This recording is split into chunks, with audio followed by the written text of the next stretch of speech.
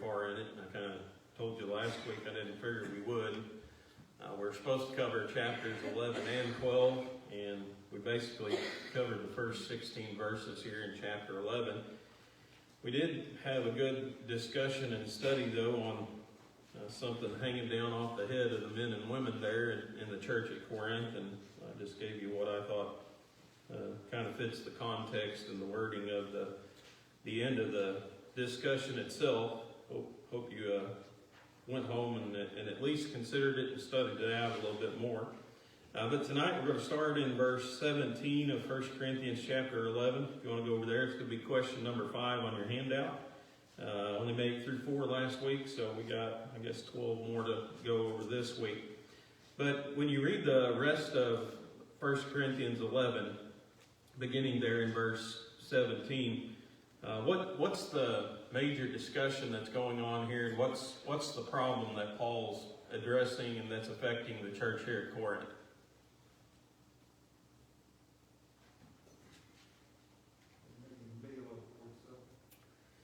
Yeah, this is again one of these things, and I bring it up, and I only bring it up because I think it's important to clarify, why some of these discussions are kind of hard to decipher from the maybe the rest of the book itself. But starting there in chapter 7, remember that Paul writes, "Now concerning the things whereof you wrote unto me." And so there were some specific questions that the church at Corinth had asked Paul. We don't have those questions. I wish we did. Like I said last week, it'd make it a lot easier for me to explain some of these things because I know exactly, well, it probably wouldn't. I know at least the main idea and the main thought that's being discussed and the main question that was asked.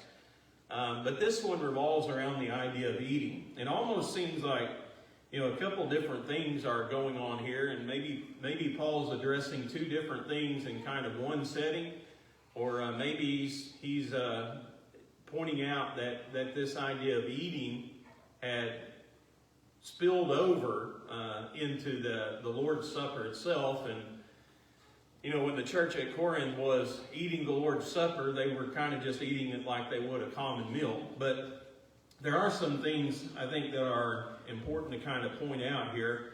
And one of them is found in verse 18. He says there that, he said, "For first of all, when you come together as a church, I hear that there are divisions among you, and I in part believe it." So, when we started the epistle, the letter that Paul wrote, or when he started it, what was the very first thing that he addressed in that letter? Do you remember? Yeah, it was the idea of division, wasn't it? And again, Paul was pleading for them to be united and pleading for unity to be established. And so you kind of think back to chapter 1 and think about, well, they had these different divisions within the church, didn't they? They had these different groups or different parties. People had separated in kind of, their own groups. And when you get over into chapter 14, especially, we find that was affecting the worship service itself. A very disorderly worship service, wasn't it? And if you think about that, what would have happened to us? Think about that in our setting today. If on a Sunday morning we divided into 4 groups and every group just kind of did their own worship service at the same time, well, it'd be chaos, wouldn't it, within the auditorium? And that's kind of in chapter 14. That's kind of what you're reading about here. Paul says there, everybody has a song, everybody has a prayer, everybody has their turn to speak in tongues. And so all these things were going on at one time. And I kind of wonder as we read chapter 11 here, if that's not, again, partly what we're reading about. These different groups had they divided up into these different groups or parties, and they were just kind of doing their own thing. And so they were excluding other Christians from it. They were including some, but others would have been excluded. And one of the things that we do know about the early church is that what the Scripture calls or refers to as the love feast was something that was pretty common. And historically, if you'll go back and read a little bit, you can find some information about it too. But generally what we know happened on the first day of the week, these people traveled, and remember, they don't travel like we travel today. You didn't just get in a car and go somewhere and 5 minutes later you could be home, or I know some of you guys 45 minutes later, or even an hour. But if people came together, a lot of them came from a great distance away. And so it wasn't uncommon on the first day of the week for these guys to bring food whenever they came and then share a meal together on that day. They kind of sit down, and that would have been a way if you were a Christian in that day and age, if you had more, you could share with those who had less. But that was a pretty common thing. You'll read about in the book of Jude, a couple other places within the Bible, but it seems like that was kind of the custom of the first century church. So Paul's talking about here in the first part of chapter 11, this idea of eating. And we know that because in verse 22, he asks the question, he says, what, don't you have houses to eat or to drink in? Obviously, if he was talking about the Lord's Supper, he wouldn't tell them to go home and take the Lord's Supper, right? So he's talking about some kind of meal that was being partaken of. And as you kind of read about those in between there, verse 21, he says, in eating, each one takes his own supper ahead of others, and one is hungry and another is drunk. And so again, I think probably what we're reading about is these groups were just conducting their own service. One was eating, maybe another was doing another thing. So you had one group that was already full, and another group that was hungry. And in some way or fashion, they had kind of adapted this, or else incorporated this love feast into the Lord's Supper. And so to them, the Lord's Supper had just become like a common, ordinary day meal. It could possibly be, again, I don't know what the specific questions were, but to me, as I read through it, I think it could possibly be that they kind of brought their own food and expounded upon the Lord's Supper. Made it this big idea and throw in all these other things, but it became more about eating than anything. And what Paul writes about here within this chapter is, first of all, he emphasizes, be united. That's the message, or the main message of the book of 1 Corinthians, unity. Chapter 12, we'll get over here in a minute, but he talks about the church being like a human body. Be united, be together. Don't be divided from one another, just like the human body. So whenever you're doing something, do it together. Partake of these things together. And don't pervert an act of worship as sacred as partaking of the Lord's Supper into being something common and something everyday and ordinary. Don't make it about eating food, because that wasn't anything what it was like. So you have these divisions. That's what we know Paul's addressing here. These different divisions, and it's leading into all these different areas where the church is just a mess. Everybody's doing their own thing, and then some of the things that they're doing within that itself are not proper or scriptural. And so Paul's kind of, I think, in these verses addressing maybe more than one problem that we're just reading about here. But he talks about, as you read through the chapter there, he talks about, especially down beginning in about verse 27, about eating the Lord's Supper worthily. And in fact, he spends some times there in verses 23 through 26 going back to the night of Jesus' betrayal and rehearsing or retelling the story of Jesus, and re-emphasizing the words that he used concerning the Lord's Supper, how the bread represented his body and how the fruit of the vine represented his blood. But he talks about in verse 27 there the idea of partaking of the Lord's Supper in an unworthy manner. So what is the result? What did Paul say was the result of doing that? This is question 6 here on your handout. Damnation. Yeah, and how does he describe that? Being unworthy. Yeah, you become guilty, though, he says, of the body and the blood of Jesus Christ. What they were doing with the Lord's Supper was improper. And I think what he's talking about there, think about it this way. What did the people who killed Jesus, what did they think about his body and his blood?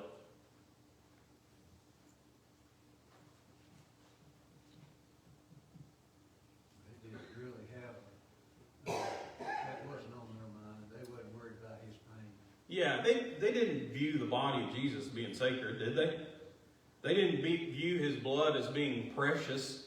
You know, they freely spilled it and you know, did everything that they could to destroy that body and spill his blood upon the ground. And so I think what he's talking about here is you become guilty of just viewing the body and the blood of Jesus as something common and ordinary. You know, you're just as guilty as those people who put him to death, that counted his body and his blood as being or not being as sacred or a precious thing. And so what they were doing by just kind of making the Lord's Supper a common meal here is they were making the symbolism and the true meaning and the application, I guess we should say, of the Lord's Supper. They were just making it a meaningless act. They were making it about eating food, you know, about filling your stomach up. And Paul's telling them here, you're missing the whole point. You know, when you eat the bread, there's meaning to it. There's significance to it. When you drink of the fruit of the vine, there's things that are supposed to be brought into your mind and into your memory. And if you don't do that, you're not doing it in the right way. You're eating and drinking of it in an unworthy manner. Well, that seems to be what Paul's focusing on, and there's a difference in Old King James and New King James and how it reads. Old King James says that whoever takes verse 27, unworthy, will be guilty, and then in 29 also says unworthy, the damnation in itself. But New King James says in an unworthy matter. Yeah. So the focus evidently is on how it's being done rather than whether you're examining your life as such unworthy. Am I thinking right on that? Yeah, and I think that's the context that he's writing in. And I know I've heard people say before when they, you know, do the Lord's Supper, and this isn't I don't mean to throw anybody under the bus here if you've been guilty of it. I'm not thinking of anybody in particular. But they talk about, you know, make sure that we're worthy to do this. Well, there's no way you could ever be worthy to eat or drink the blood of Christ. And even if you look back and reflect on what you did in the past week and you weren't worthy, should you go ahead and eat and drink of it anyway? Or would that be doing it in an unworthy manner? You know? He's not talking about the idea of not, you know, living like we should, but I mean, that's a valid point. We should live for Christ the entire week, shouldn't we? But he's talking about verse 27, like Daryl pointed out there. And I think, does the King James Version, does it say unworthily? Is it an adverb there? Does it have the ly ending on it? Yes. Yeah. So it's reflecting, and that's a good point, and that's why the New King James is translated this way, an unworthy manner, because it's an adverb that's describing, and again, think about it this way. He says, whoever eats or drinks unworthily. So it's talking about the way that you eat or the way that you drink, not necessarily the life that you live this past week, but the adverb is describing the way that you eat it and the way that you drink it. And again, the emphasis that Paul has put upon it is, you know, when you eat it, you think of the Lord's body. You remember the sacrifice that he made. When you drink of the cup, you remember his blood. And if we do it that way, we're doing it in a worthy manner.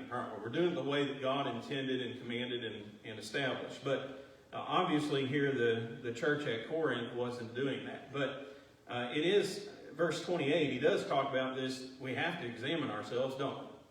You know, we have to make sure that we're doing what the Lord told us to do, that we're thinking about the body and thinking about the blood. But again, the manner of writing in the context, it's not describing the person necessarily being a worthy person, but the way we're eating, the way the eating and the drinking is done, the manner in which it's done. So, yeah, that's, again, I wish we had the specific questions that were asked, but kind of reading between the lines, it seems like that's kind of what was going on there. What do you make of verse 30? Yeah, that's one of those that, you know, I told you, 1 Corinthians to me is probably the hardest book in the New Testament. Well, maybe beside Revelation. It's one of the hardest books in the New Testament because you have so many passages like that. But Some people think has to do with miraculous. I think he's just talking about the idea that spiritually, there were so many of them among them that were weak, they were sick, many were asleep spiritually. And why would you be in that condition? Well, you're not doing what the Lord told you to do. You're not partaking of the Lord's Supper like you were supposed to. The church is divided. And so there's a lot of reasons why they would be in this condition. But again, it had to do with what I think Paul was addressing here. But some commentators believe it was miraculous power. That apostles had miraculous power, and so they smoked people and things like that. You got a view on it? No. Yeah. I don't know. Is it physical or spiritual or what's he talking about? Yeah. The only thing that makes sense to me is spiritual, because I don't know, again, physically speaking, how would they be weak and sick because of this? And some commentators, like I said, they kind of bring the miraculous element into play here, and use examples like Paul smiting people blind, things like that, the miraculous power that they had. So, but I don't see that personally in the reading. But it's one of those verses where you just scratch your head and do the best you can with it. But to me, the only thing that really makes much sense is physical. Anybody else got any thoughts on that? Any questions? Well, I think that he is talking spiritual to begin with. The whole part of it is spiritual. I mean, you ain't gonna starve to death if you don't eat a little crown cracker. Yeah. And I personally believe that he's talking about we gotta live a life so that when we come together, we can look back on it. And is anybody ever worthy? No. But whether you've tried or not. Oh yeah. And like I said, I've heard that explanation before, and I'm not saying it's an unbiblical principle, because like you said, it's plenty biblical, isn't it? But as far as that being particularly what he was addressing, I think the context just more indicates the way that they were eating it. And that kind of brings up a interesting question for me too, because, was it the case, he talks about, those who are rich had plenty, those who were poor didn't have anything. Were they like bringing 2 loaves of bread when they ate the unleavened bread? Were they bringing like a gallon of fruit of the vine, some people? And other people only had, a little bit or had nothing. So you can understand in that context how, it could get to be a contest, so to speak. And some people were like, yeah, we're really remembering the Lord's death today. We're going to eat a whole meal based on it. So again, I wish we had all the questions that were asked. It'd be a lot easier, but we can kind of get the gist, I think, of what was going on here. It was different back then. Yeah. When they looked at food, there was no supermarket right down the road to get stuff, and people, like you were will or something, you could starve there. Yeah. And there were people that were hungry. And I think that plays into what we're talking about here. Yeah, and I'm glad you mentioned that. I was going to say something, but I completely forgot. But that's a good question too. Did everybody bring their own? Did everybody bring their own unleavened bread and their own fruit of the vine? They didn't have buildings like we have today. A lot of them just met in homes and things. And so maybe if you were coming, you made sure you brought your own stuff too. So that would kind of play in it too. It was a lot different than how we have it today, for sure. Go ahead, Danny. Well, the thought of carrying on and many sleep, probably they were taking care of, if they traveled a long ways, they possibly could have been, they would need rest, and they wouldn't just go ahead and take communion or take whatever. Maybe they ate too much. Like when you... They, just like the rest of us, if we eat too much. That's right. Yeah. Okay, any other comments or questions here on the Lord's Supper, the rest of chapter 11? We're getting to chapter 12 here. All right, the focus of Paul, I think I've mentioned it in some of our earlier studies, but in chapter 12, 13, some people think it's kind of a break, but I think it deals with spiritual gifts, what he's writing in the context there. But chapters 12 and 14 deals with the concept of these spiritual gifts. And again, some of the divisions that were taking place in the church at Corinth because of them, some of the things that they had used them to cause division in the church with.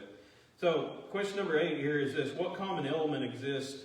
Paul talks about the diversity of gifts, the diversity of service that the church does for the Lord.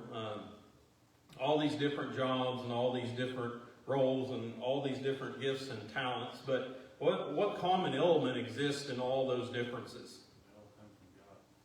Yeah, and that's what Paul emphasizes there in the first part of chapter 12. Yeah, there may be a lot of different gifts, but who gave those gifts? Well, the same person, right? You think about what is the job of the church. When we talk about our service to God, what 3 areas we usually divide that into when we talk about that? The Spirit and the Word of God. Okay, well, that would be more of the Godhead, but I was thinking about more of the service that we do for God. What's the work of the church? Benevolence. Okay, that's one of them. Yes, seek and save the lost. Then what do we usually say?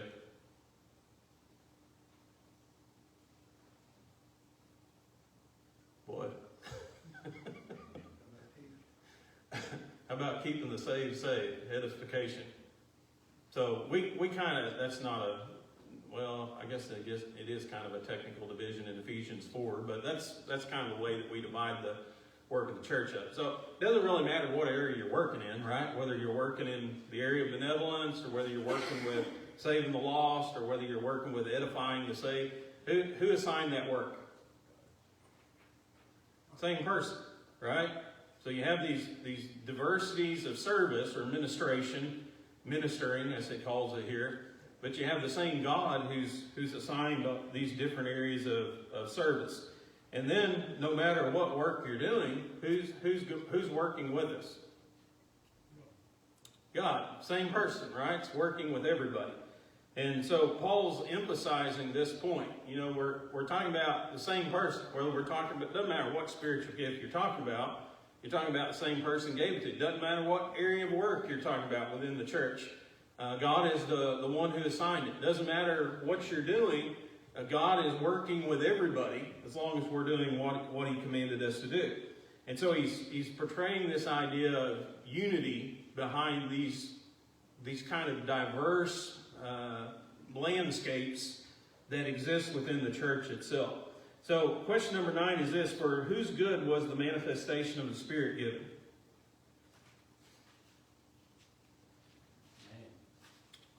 Yeah, and specifically, what word does he use there in verse 7? Every man to profit with all.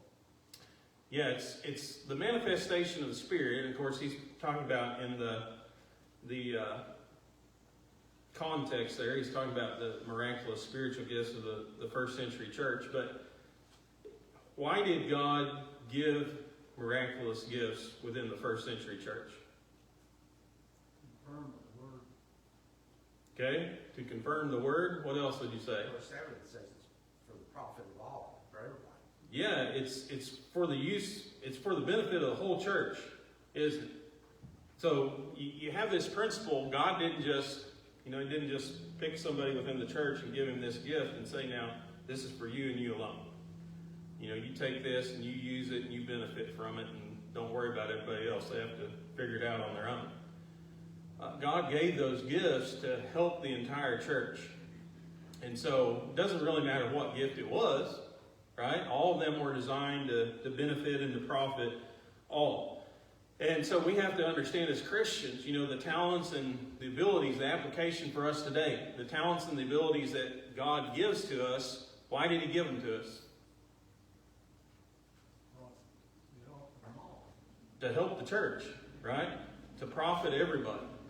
And so I can't just say, well, God gave me the ability to read and to understand His Word, and so I've read and I understand it, and everybody else has to venture that for themselves. You know, that's the idea is whatever God has given us, He's given us to help benefit the church, right? And so that's true in the area of leadership. I mean, if you talk about men who are elders, you know, why are they qualified and why are they in the position that they're in? God give them all those qualities just so they could help themselves? Well, it's for the members. Yeah, it's for the benefit of everybody, isn't it? You think about deacons, you know, what the work that they're doing. Is that just for them? Is that why they do whatever they're doing? No, it's to benefit, it's to profit everybody, isn't it? So it doesn't matter, the point that Paul's making there is it doesn't matter what gift it is, all those gifts have been given for everybody. And so use them for everybody. Don't just use them for yourself, or don't just use them for a select group of people, like those parties and those divisions that they had among themselves. Use it to benefit the entire church. Question number 10. So who determines how the gifts are distributed?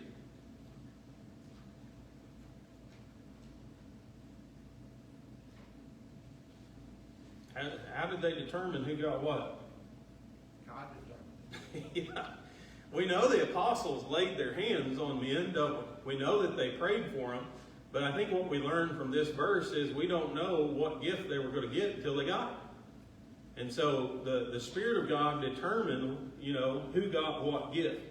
And so you have this principle, God decided who got what, when they got it, and how much of it they got. And, you know, who knows who needs what and where it's needed more than God Himself. So it just makes sense that the Lord was behind all these gifts. They were something that was not to be used and benefit just one person or even just a group of people, but for the entire church. So then in the rest of chapter 12, what you have is the illustration of the human body. The church is illustrated as being a human body. You know, there's one body, but there are many parts within that one body. And so question 11, in what way are Christians like a human body? The parts all need to work together for it to be complete. Yeah, the human body is one organism, isn't it? It's one person, it's one being. But you look at your body, there's a lot of different parts to it, aren't there? What do you need in order for that body to be unified?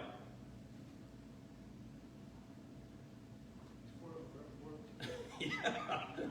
You got to have cooperation, don't you? You got to have unity. You got to have them helping one another and using what they're good at to benefit one being and one person or the entire body. And so you think about the church in that manner. Paul talks about it there. You know, every person, there's a role they have within the church, just like your body. A lot of times we look at our body and we think, well, that's a pretty important part, you know. But what part of your body you want to give up? What part of your body would you say, well, that's not so significant? You know, we might look at our heart and say, well, that's a pretty important part of the body, right? Or our lungs. But what's that if you don't have a head? What's that if you don't have toes? Or feet or legs? And so he's making the point here, you know, sometimes we think that there's certain parts of our body that are so important, but they're all important, aren't they? And they all have to work together and help one another. And one can't say to another, I don't need you. And the other body part can't say, well, I don't need you. You know, that if it's going to function and work like it should, then it takes all those body parts working together. And the church is the same way. You know, why are we different within the church? Why are there so many parts? Several different jobs and roles that need to be performed, and each one does its own in its specific way that God made us. Yeah. Why do you have fingers? Why do you have a mouth? They do the same thing? Do they do the same thing? No, they're different. Why are they different? They have different jobs. Yeah. It takes that part of that body to perform a certain function, doesn't it? And if they were the same, you couldn't do it. So Paul talks about the idea, you know, what if your body was just a giant eyeball? You know, how you going to smell? How you going to hear? How you going to get around? It takes all the parts of the body to function as we should. And the church is the same way. You know, we as Christians, we can't, sometimes we assign a lot of importance to, you know, preachers within the church or even elders. And don't mistake me, you know, those are important things. But what's not important in the church? What member isn't significant? What person doesn't have a role to play? And if you don't have all the parts, it's not going to work, is it? And so understand, God made us different. It's the diversity within the church. I know sometimes we think of that as being a dirty word here, but you know, it's the diversity among individuals within the church that make us dependent on one another, and that make the church what it ought to be. And so we should never have the attitude where this part of the body is more important than that part. And unfortunately, that's what was happening within the church of Corinth, wasn't it? And it had to do with these spiritual gifts. So that's what verses 12 through 31 is about. Anybody got any comments or questions? We kind of had to speed through the end there, but comments or questions before we end? Your last question there says, question 16, what are the greater gifts? Yeah. That's pretty interesting. So what'd you guys get on that one? The gift that I would think that it would be the gift that you would use. Yeah, the greatest gift is whatever gift God gave you. And the best gift is the one God gave you, right? And that's the one you're supposed to use, and that's the one, you know, you're best at. You're best at it for a reason. But all those gifts and talents and abilities that God gave, they all did the same thing. They all edified, or they were supposed to do the same thing. They all edified, they all helped the church. And so it's still true within the church today, isn't it? Still the body, still have gifts and abilities, talents that God's given us. So